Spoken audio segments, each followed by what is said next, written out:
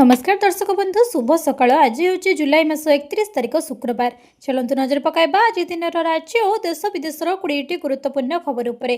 ता पूर्व जदि आपण चैनल नुआ करी अछंती तेबे वीडियोटी को गोटे लाइक एवं शेयर करबा सह चैनल को सब्सक्राइब करी कमेंट बॉक्स रे आपण केउ जिल्लार वीडियोटी को देखुचंती जानंतु, जा फल प्रत्येक दिन एपरी नुआ नुआ अपडेट सर्वप्रथमे पाई परिबे।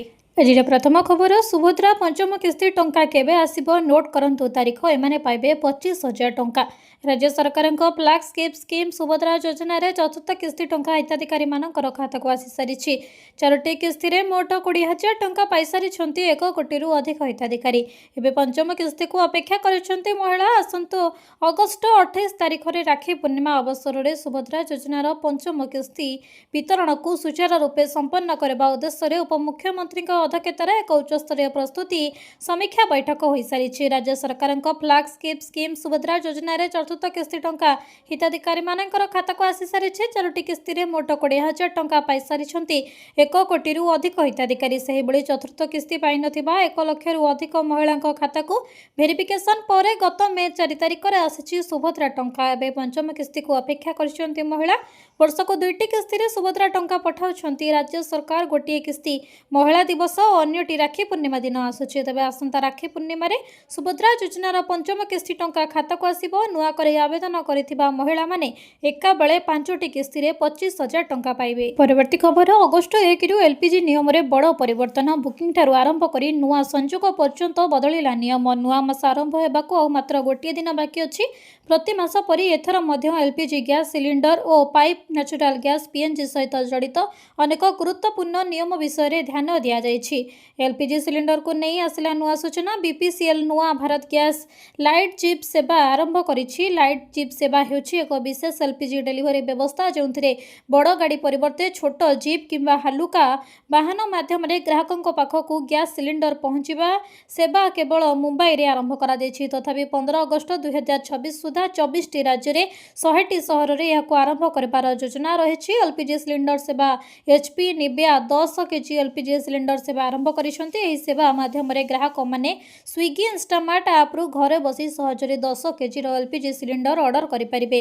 केंद्र सरकार उज्ज्वला योजना रे मिलुथिबा सब्सिडी सिलिंडर संख्या वर्ष को 9टी रु कमई 4टी करिसेंती। सरकार कहिसेंती जे अधिकांश उज्ज्वला उपभोक्ता वर्ष को हाराहारी 4 रु 5टी सिलिंडर ही व्यवहार करुछंती। सेथि पई 4टी सब्सिडी सिलिंडर यथेष्ट बोली सरकार निष्पत्ति नेछंती। परवर्ती खबर, ओडिशार समस्त चासी भाई मानक पई सबठु बड़ गुरुत्वपूर्ण सूचना आसिछि। गरीब धान मंडी पंजीकरण पई जुलाई 25 2026 रु आरंभ हो जाइछि। जुलाई 25 2026 रु अगस्त 30 जाए चासी पंजीकरण हेबो। एथर रेन्यू हेबनी, नुआ चासींकर नाम जोड़ा जिवो। 2026-27 खरीफ चाष पई जुलाई 25 रु अगस्त 30 तारिख पर्यंत चासी पंजीकरण हेबो। पूर्व वर्ष परि सोसाइटी संपादक माने आ पुराना चासी को रेन्यू न करी चलित वर्ष धान बिक्री करबा को थिबा समस्त नुआ और पुराना चासींकर नाम पंजीकरण करिवे। चलित वर्ष चासी पंजीकरण रे 1 लाख छुईबो बोली आशा करा जाउछि। एथिपई चासी माने धान बिक्री करबा को चाहुथिबा सोसाइटी लैब्स एसएचजी और पानी पंचायत गुड़िकरे पंजीकरण करबा को कहा जायछि। एहा परे दाखल फॉर्म गुड़िकर डिजिटलाइजेशन एवं वेरिफिकेशन करा जाई सेप्टेम्बर 30 सुधा चूड़ांत तालिका प्रकाश पाइबा पई धार्य समय आसिबा परे कोनोसी आवेदन ग्रहण करा जिवो नाही बोली जोगाण विभाग कहिछि। सरकार तरफरु जे क्विंटाल पिछा 3100 टंका देबे केउ आधार रे कटनी छटनी हेबनी सरकार घोषणा करिसेंती। तुरंत पंजीकरण करबा को सरकार निर्देश दैछंती। परवर्ती खबर, सीएम किसान योजना को नहीं आसिला बड़ खबर। सीएम किसान ऑनलाइन पोर्टल पंजीकरण प्रक्रिया आरंभ हो जाइछे। जुलाई 6 2026 ठारू ऑनलाइन पोर्टल रे पंजीकरण आरंभ हो जाइछे। सीएम किसान अप्लाई करबा पूर्व आपन को प्रथमे कृषक ओडिसा रे रजिस्ट्रेशन करबा को पड़ेबो ओ एग्रीस्टैक रे रजिस्ट्रेशन करबा को पड़ेबो। एग्रीस्टैक रे आपनकर नाम रहिबा दरकार। जदि पट्टा रे नाही तेबे एग्रीस्टैक रे अप्लाई करि परिबे नाही। प्रथमे एग्रीस्टैक रे अप्लाई करंतु तापरे कृषक रजिस्ट्रेशन करंतु तापरे सीएम किसान अप्लाई करंतु। सीएम किसान योजना रे 10 लाख चासींकर नाम कटा जायतिला।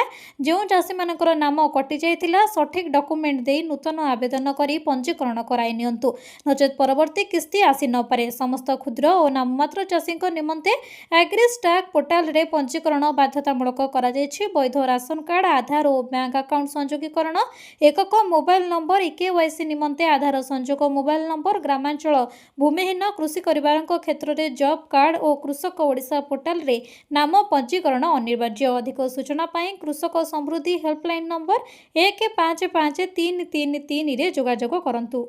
परवर्ती खबर बढ़ी पारे अंगनवाड़ी कर्मी दरमा उपमुख्यमंत्री बड़ सूचना। अंगनवाड़ी कर्मी बड़ खबर बढ़ी पारे सेमानकर दरमा एने उपमुख्यमंत्री प्रभाती परिड़ा बड़ सूचना देछंती।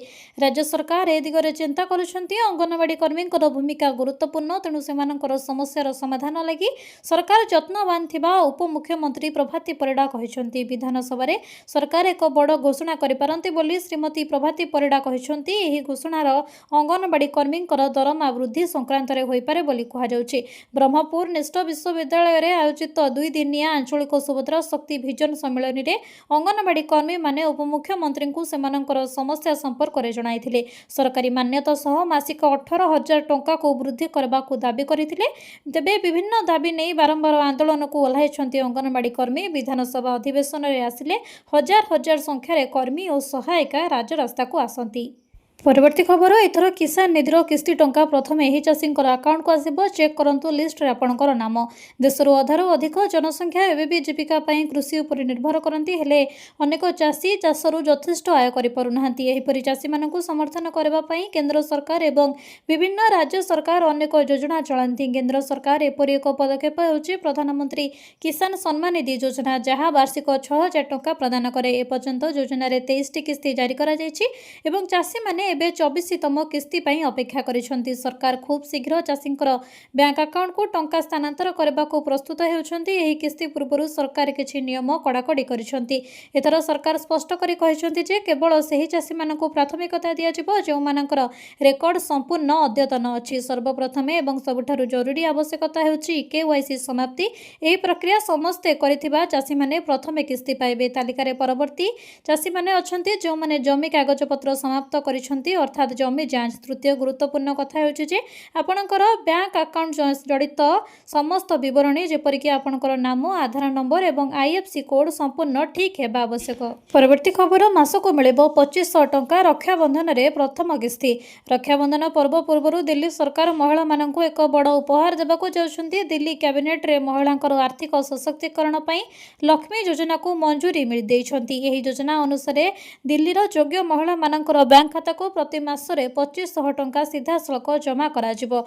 लक्ष्मी योजनार प्रथम किस्ती रक्षाबंधन अवसर में महिलांकर बैंक खाता को पठाजिबो। मुख्यमंत्री रेखा गुप्ता कहिसंती योजना को स्वच्छ और सठिक भाव कार्यकारी करबा पई एक स्वतंत्र डिजिटल पोर्टाल प्रस्तुत करा दैछि। एही पोर्टाल 2026 अगस्त 1 रु साधारण लोकंक पई खोलाजिबो।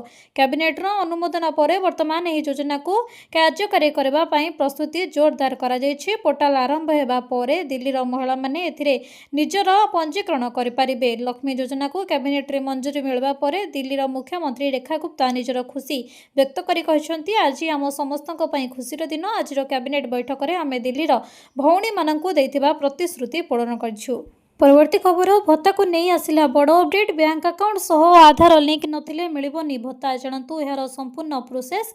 राज्य में 3,35,850 जातीय सामाजिक सहायता कार्यक्रम एनएसपी पेंशन भोगींकर आधार सहित बैंक खाता संजोग होई नाही। एहा जोगु आगामी दिन में सेमानकर पेंशन प्रदान में बाधा सृष्टि हेबार आशंका रहिछि। एही परिस्थिति रे राज्य सरकार समस्त जिलापाल और जिला मजिस्ट्रेट को तुरंत आधार बैंक संजोग कार्य संपूर्ण करबा को निर्देश दैछंती। सामाजिक सुरक्षा और भिन्नक्षम सशक्तिकरण विभाग प्रमुख सचिव सुरेश कुमार वशिष्ठ जारी करथिबा चिठी रे कहिसंती जे 2026-27 आर्थिक वर्षरु एनएसपी पेंशन एनएसएस स्पॉस प्लेटफॉर्म माध्यम आधार भित्तिक पेमेंट व्यवस्था प्रदान कराजिबो। वर्तमान जो पेंशन भोगी माने अकाउंट भित्तिक पेमेंट माध्यम पेंशन पाउछंती सेमानक मध्यरु 3.35 लक्षरु अधिकंकर आधार बैंक खाता सह लिंक होई नै। आधार संजोग न हेले एनएसएस स्पॉस प्लेटफॉर्म रे पुराना व्यवस्था पेंशन प्रदान संभव हेबो नाही। परवर्ती खबर तमिलनाडु सरकार बड़ योजना पिला को मिलिबो चिकेन सरप्राइज। स्कूल पिलांक पई खुशी खबर मध्याह्न भोजन रे एबे मिलिपारे सुस्वादु चिकेन बिरियानी।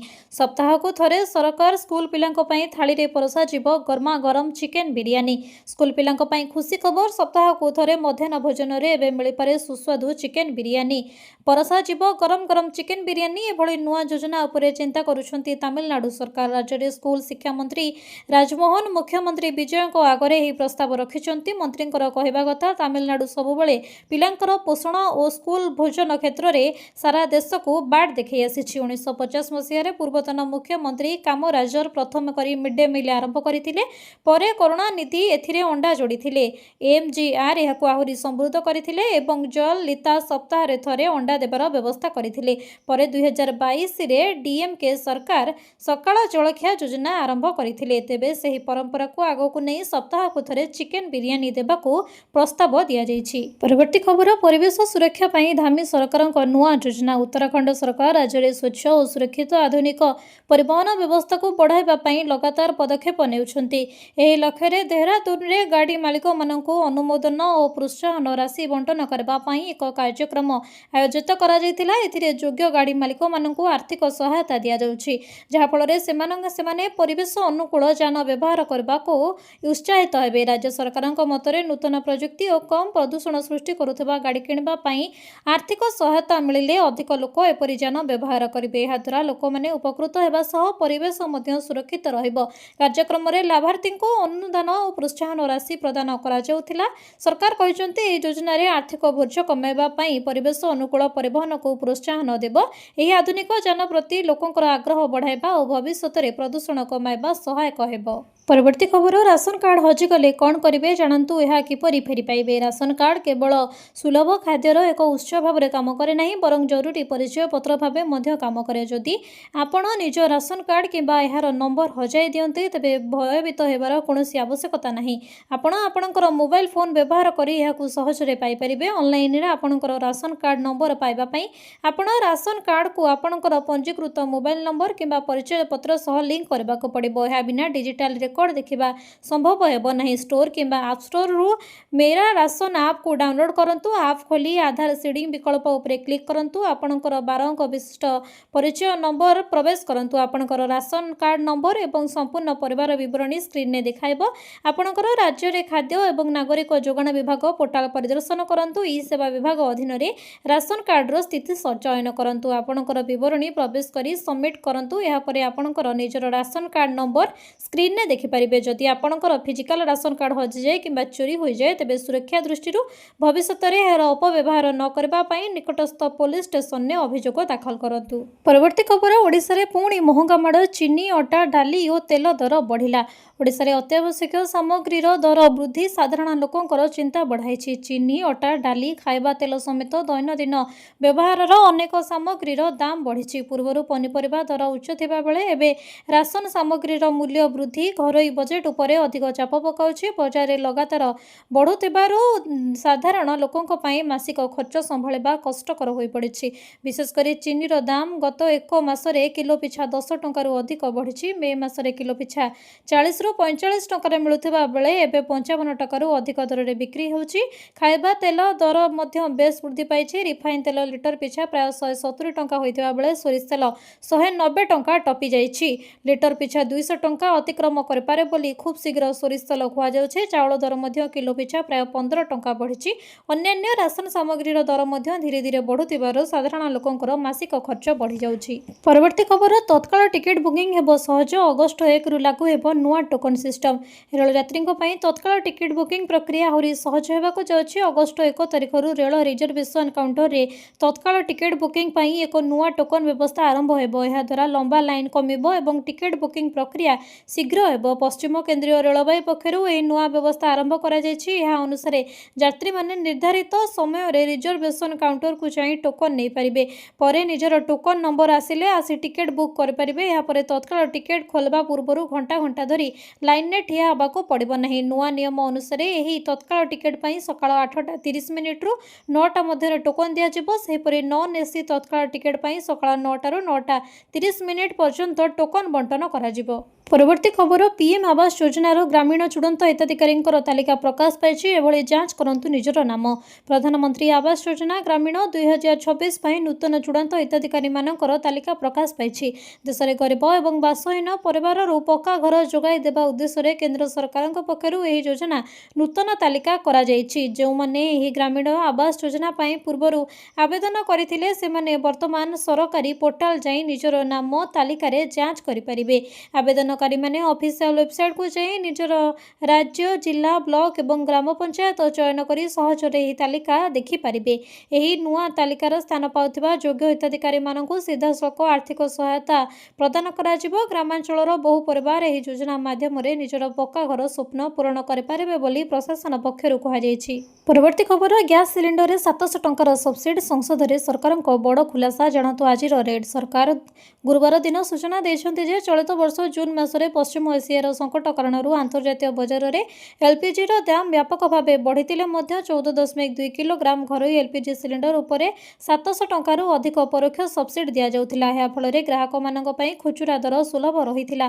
ସଂସଦରେ ପେଟ୍ରୋଲିୟମ ଓ ପ୍ରାକୃତିକ ଗ୍ୟାସ୍ ରାଜ୍ୟମନ୍ତ୍ରୀ ସୁରେଶ ଗୋପୀ କହିଛନ୍ତି, ଆନ୍ତର୍ଜାତୀୟ ବଜାରରେ ଗ୍ୟାସ୍ ଦର ବହୁତ ବଢ଼ିଥିଲେ ମଧ୍ୟ ଏହାର ଭାର ସାଧାରଣ ଲୋକଙ୍କ ଉପରେ ପଡ଼ିବାକୁ ଦେଉନାହାନ୍ତି। ବିଶ୍ୱସ୍ତରୀୟ ଅନିଶ୍ଚିତତା ଓ ଭୂ-ରାଜନୈତିକ ଉତ୍ତେଜନା ମଧ୍ୟରେ 14.2 କିଲୋଗ୍ରାମ ଘରୋଇ ଏଲ୍ପିଜି ସିଲିଣ୍ଡରର ପ୍ରକୃତ ମୂଲ୍ୟ 1600 ଟଙ୍କାରୁ ଅଧିକ ହୋଇଯାଇଛି, କିନ୍ତୁ ଉପଭୋକ୍ତାମାନେ ଏହି ସିଲିଣ୍ଡରକୁ ମାତ୍ର 942 ଟଙ୍କାରେ ପାଉଛନ୍ତି। ଅର୍ଥାତ୍ ଏହି ମୂଲ୍ୟ ତଫାତକୁ ପୂରଣ କରିବା ପାଇଁ ସରକାର ଓ ସରକାରୀ ତୈଳ କମ୍ପାନୀଗୁଡ଼ିକ ସିଲିଣ୍ଡରରେ 700 ଟଙ୍କାରୁ ଅଧିକ କ୍ଷତି ବହନ କରୁଛନ୍ତି, ଯାହାଦ୍ୱାରା ସାଧାରଣ ପରିବାରଙ୍କର ଘରୋଇ ବଜେଟ୍ ଉପରେ ଅତିରିକ୍ତ ଚାପ ପଡ଼ୁନାହିଁ। ପରବର୍ତ୍ତୀ ଖବର, ଅଷ୍ଟମ ବେତନ କମିଶନ ମେ 2026 ସୁଦ୍ଧା ରିପୋର୍ଟ ଦେବେ ସରକାର। 1 ଜାନୁଆରୀ 2026ରୁ ମିଳିବ ଏରିୟର। ଅଷ୍ଟମ ବେତନ କମିଶନ ଦରମା ବୃଦ୍ଧି ଉପରେ ନିଜର ଚୂଡ଼ାନ୍ତ ରିପୋର୍ଟ 3 ମେ 2027 ସୁଦ୍ଧା ଦାଖଲ କରିବେ। କେନ୍ଦ୍ର ଅର୍ଥମନ୍ତ୍ରୀ ରାଷ୍ଟ୍ରମନ୍ତ୍ରୀ ପଙ୍କଜ ଚୌଧୁରୀ ଏହି ସୂଚନା ଦେଇଛନ୍ତି। 3 ନଭେମ୍ବର 2025ରେ ଗଠିତ ଏହି କମିଶନକୁ ନିଜର ସୁପାରିଶ ଦେବା ପାଇଁ 18 ମାସର ସମୟ ଦିଆଯାଇଛି ବୋଲି ସରକାର ସଂସଦରେ ସ୍ପଷ୍ଟ ଭାବେ କହିଛନ୍ତି। ମଙ୍ଗଳବାର ଦିନ 28 ଜୁଲାଇ ରାଜ୍ୟସଭାରେ ଏକ ପ୍ରଶ୍ନର ଉତ୍ତର ଦେଇ ସେ କହିଛନ୍ତି, ସରକାରଙ୍କ ସୂଚନା ଅନୁଯାୟୀ 3 ନଭେମ୍ବର 2025ରେ ଅଷ୍ଟମ ବେତନ ଆୟୋଗ ଗଠନ ପାଇଁ ପ୍ରସ୍ତାବ ଜାରି କରାଯାଇଥିଲା। ଆୟୋଗକୁ ନିଜର ସୁପାରିଶ ପ୍ରସ୍ତୁତ କରିବା ପାଇଁ 18 ମାସ ସମୟ ଦିଆଯାଇଛି। ଆୟୋଗର ନିଜ କାର୍ଯ୍ୟପ୍ରଣାଳୀ ନିଜେ ନିର୍ଦ୍ଧାରଣ କରିପାରିବେ ଏବଂ ମଧ୍ୟବର୍ତ୍ତୀ ପ୍ରଗତି ରିପୋର୍ଟ ଦେବା ବାଧ୍ୟତାମୂଳକ ନୁହେଁ। ପରବର୍ତ୍ତୀ ଖବର, ଡ୍ରାଇଭିଂ ଲାଇସେନ୍ସ ଡାଉନଲୋଡ୍ କରିବା ହେଲା ଆହୁରି ସହଜ। ମୋବାଇଲରେ ଡାଉନଲୋଡ୍ କରନ୍ତୁ ଭର୍ଚୁଆଲ ଡିଏଲ୍। ଆପଣଙ୍କ ସହିତ କେବେ ଏପରି ହୋଇଛି କି ଟ୍ରାଫିକ୍ ପୋଲିସ ଆପଣଙ୍କୁ ଅଟକାଇ ଡ୍ରାଇଭିଂ ଲାଇସେନ୍ସ ମାଗିଛନ୍ତି ଏବଂ ଆପଣଙ୍କର ହଠାତ୍ ମନେ ପଡ଼ିଛି ଯେ ଆପଣ ଲାଇସେନ୍ସ ସାଙ୍ଗରେ ଆଣିବାକୁ ଭୁଲି ଯାଇଛନ୍ତି? ବାସ୍ତବରେ ଅନଲାଇନ୍ ପେମେଣ୍ଟର ଯୁଗରେ ଲୋକମାନେ ସାଙ୍ଗରେ ୱାଲେଟ୍ ବା ପର୍ସ ରଖିବାର ଅଭ୍ୟାସ କମ୍ କରିଦେଇଛନ୍ତି, ଯେଉଁଥିପାଇଁ କେବଳ ସମୟରେ ୱାଲେଟ୍ରେ ଥିବା ଡ୍ରାଇଭିଂ ଲାଇସେନ୍ସ ପରି ଜରୁରୀ କାଗଜପତ୍ର ରହିପାରେ ନାହିଁ।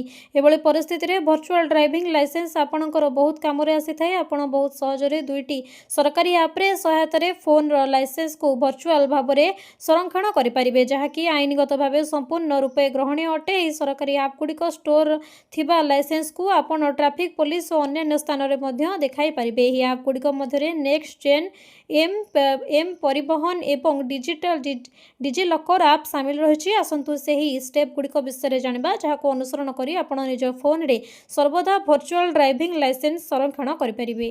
ପରବର୍ତ୍ତୀ ଖବର, ଆସନ୍ତା ଦୀପାବଳି ସୁଦ୍ଧା ମହାନଦୀ ଜଳ ବିବାଦ ସମାଧାନ କହିଲେ ମୁଖ୍ୟମନ୍ତ୍ରୀ। ଦୀର୍ଘ ଦିନରୁ ଚାଲି ଆସୁଥିବା ମହାନଦୀ ଜଳ ବଣ୍ଟନ ଓ ପରିଚାଳନାକୁ ନେଇ ବଡ଼ ଅପଡେଟ୍ ଦେଇଛନ୍ତି ମୁଖ୍ୟମନ୍ତ୍ରୀ ମୋହନ ଚରଣ ମାଝୀ। ସେ କହିଛନ୍ତି, ଆସନ୍ତା ଦୀପାବଳି ସୁଦ୍ଧା ମହାନଦୀ ଜଳ ବିବାଦରେ ସମାଧାନ ନେଇ ଲକ୍ଷ୍ୟ ରଖାଯାଇଛି। ମୁଖ୍ୟମନ୍ତ୍ରୀଙ୍କର କହିବା ଅନୁସାରେ ଆସନ୍ତା 3 ମାସ ମଧ୍ୟରେ ମହାନଦୀ ଜଳ ବଣ୍ଟନ ଓ ପରିଚାଳନାକୁ ନେଇ ରହିଥିବା ବିବାଦର ଏକ ଗ୍ରହଣଯୋଗ୍ୟ ଏବଂ ସ୍ଥାୟୀ ସମାଧାନ ବାହାର କରିବା ପାଇଁ ଉଭୟ ରାଜ୍ୟ ମିଳିତ ଭାବେ କାର୍ଯ୍ୟ କରିବେ। ଏଥିପାଇଁ ଆଲୋଚନାର ପ୍ରକ୍ରିୟାକୁ ଆଗକୁ ବଢ଼ାଇବା ସହ ସମନ୍ୱିତ ପଦକ୍ଷେପ ଗ୍ରହଣ କରାଯିବ ବୋଲି ସେ କହିଛନ୍ତି। ସୂଚନାଯୋଗ୍ୟ, ନୂଆଦିଲ୍ଲୀଠାରେ କେନ୍ଦ୍ର ଜଳଶକ୍ତି ମନ୍ତ୍ରୀ CR ପାଟିଲଙ୍କର ଅଧ୍ୟକ୍ଷତା ଏବଂ କେନ୍ଦ୍ର ଜଳଶକ୍ତି ରାଜ୍ୟମନ୍ତ୍ରୀଙ୍କର ଉପସ୍ଥିତିରେ ଏକ ଉଚ୍ଚସ୍ତରୀୟ ବୈଠକ ଅନୁଷ୍ଠିତ ହୋଇଯାଇଛି। ଏଥିରେ ଓଡ଼ିଶାର ମୁଖ୍ୟମନ୍ତ୍ରୀ ମୋହନ ଚରଣ ମାଝୀ ବୈଠକରେ ଅନୁଷ୍ଠିତ କରିଥିଲେ। ଏହି ମାଝୀ ଏବଂ ଛତିଶଗଡ଼ ମୁଖ୍ୟମନ୍ତ୍ରୀ ବିଷ୍ଣୁଦେବ ସାଏ ପ୍ରଥମ ଥର ପାଇଁ ସାମ୍ନାସାମ୍ନି ବସି ପ୍ରାୟ 1 ଘଣ୍ଟା ଧରି ଗୁରୁତ୍ୱପୂର୍ଣ୍ଣ ଆଲୋଚନା କରିଛନ୍ତି। ଏହି ଚର୍ଚ୍ଚା ବେଳେ ଓଡ଼ିଶାର ସ୍ୱାର୍ଥ, ରାଜ୍ୟର ଜଳସମ୍ପଦ ସୁରକ୍ଷା ଓ ଚାଷୀକୂଳଙ୍କ ଭବିଷ୍ୟତକୁ ନେଇ ସର୍ବୋଚ୍ଚ ପ୍ରାଥମିକତା ଦିଆଯାଇଛି। ପରବର୍ତ୍ତୀ ଖବର, ଆକାଶମାର୍ଗରୁ ବନ୍ୟା ଜଳ ପରିଦର୍ଶନ କରି ବନ୍ୟା ସ୍ଥିତି ସମୀକ୍ଷା କଲେ ରାଜସ୍ୱ ମନ୍ତ୍ରୀ। ଆକାଶମାର୍ଗରୁ ହେଲିକପ୍ଟର ଯୋଗେ ବନ୍ୟା ଜଳ ପରିଦର୍ଶନ କଲେ ରାଜସ୍ୱ ମନ୍ତ୍ରୀ ସୁରେଶ ପୂଝାରୀ। ଯାଜପୁର, ଭଦ୍ରକ, ବାଲେଶ୍ୱର ଏବଂ କେନ୍ଦୁଝର ଜିଲ୍ଲାର ବନ୍ୟା ଜଳ ଏବଂ ଜଳବନ୍ଦୀ ଅଞ୍ଚଳ ପରିଦର୍ଶନ କରି ବିସ୍ତୃତ ସମୀକ୍ଷା କରିଛନ୍ତି। ମନ୍ତ୍ରୀଙ୍କର ସହିତ ରାଜସ୍ୱ ଓ ବିପର୍ଯ୍ୟୟ ପରିଚାଳନା ବିଭାଗର ଅତିରିକ୍ତ ମୁଖ୍ୟ ଶାସନ ସଚିବ ଡକ୍ଟର ଅରବିନ୍ଦ କୁମାର ପାଢ଼ୀ ଏବଂ ସ୍ୱତନ୍ତ୍ର ସହାୟତା ଆୟୁକ୍ତ ରାଜେଶ ପ୍ରଭାକର ପାଟିଲ ମଧ୍ୟ ଉପସ୍ଥିତ ରହି ବନ୍ୟା ଜଳ ପରିଦର୍ଶନ କରିଛନ୍ତି। ସୂଚନାଯୋଗ୍ୟ ଯେ ଗୁରୁବାର ପୂର୍ବାହ୍ନରେ ରାଜସ୍ୱ ମନ୍ତ୍ରୀ ବନ୍ୟା ଜଳ ଗ୍ରସ୍ତ ପୂର୍ବରୁ ଲୋକସଭା ଭବନଠାରେ ବର୍ଷା ଓ ବନ୍ୟା ପରିସ୍ଥିତି ସମ୍ପର୍କରେ ସମସ୍ତ ଜିଲ୍ଲାର ଜିଲ୍ଲାପାଳ ଓ ଦାୟିତ୍ୱରେ ଥିବା ବରିଷ୍ଠ ଅଧିକାରୀମାନଙ୍କ ସହ ଆଲୋଚନା କରିଥିଲେ। ମନ୍ତ୍ରୀ କହିଥିଲେ ଯେ 5ଟି ଜିଲ୍ଲାରେ 6 ଲକ୍ଷ ଲୋକ ପ୍ରଭାବିତ ହୋଇଛନ୍ତି। ଭଦ୍ରକ, ବାଲେଶ୍ୱର, ଯାଜପୁର ଜିଲ୍ଲାରେ ବ୍ୟାପକ ମାତ୍ରାରେ ପ୍ରଭାବିତ ହୋଇଛନ୍ତି। ମୟୂରଭଞ୍ଜ ଓ କେନ୍ଦୁଝର ଜିଲ୍ଲାରେ କିଛି ମାତ୍ରାରେ ପ୍ରଭାବିତ ହୋଇଛନ୍ତି। ମୋଟ 1,65,000 ଲୋକେ ରିଲିଫ୍ ସେଣ୍ଟରରେ ରହିଛନ୍ତି। ନରାଜରେ 10 ଲକ୍ଷ କ୍ୟୁସେକ୍ ଜଳ ଆସିଲେ ସମସ୍ୟା ଉପୁଜିପାରେ।